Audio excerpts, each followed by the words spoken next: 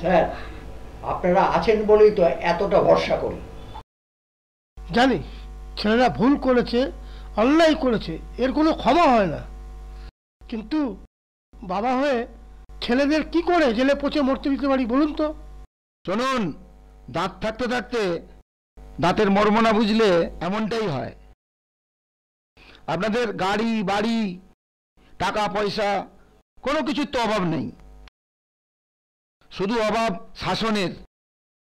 ছেলেকে আদর দিয়ে দিয়ে একবারে বাঁদর বানিয়েছেন। যাই হোক, সরকারি আইনজীবী আছেন, ওনার সাথে আপনারা ব্যাপারটা বুঝে নিন, উনি ব্যাপারটা সাল্টে দেবেন। আর আপনারা শুধু ওনার সাথে একটু রফা করে নিন,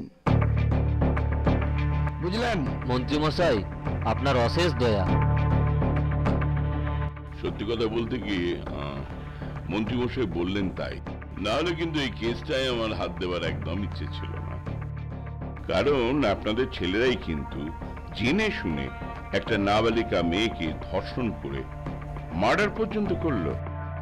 জেল কেন, ওদের যে ফাঁসি হবে না সেটাই বা কে বলতে পারে। স্যার, এমনটা করবেন না, যত টাকা লাগে লাগুক, কিন্তু ওদের মুক্তি চাই।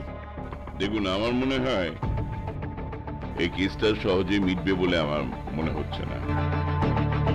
তার কারণ এই কেসটা কিন্তু শোভনা মিত্র দেখছেন, আর এই মহিলা এমন সহজে হাল ছাড়ার মহিলাই নন। সেই কারণে এখন একেবারে টপ টু বটম, অর্থাৎ নিচ থেকে ওপর পর্যন্ত সবাইকে খাইয়ে মুখটা বন্ধ রাখতে হবে। ইভেন আপনাদের ওই লয়ার গুড্ডু বসুরও মুখটা একদম টাইট করে দিতে হবে।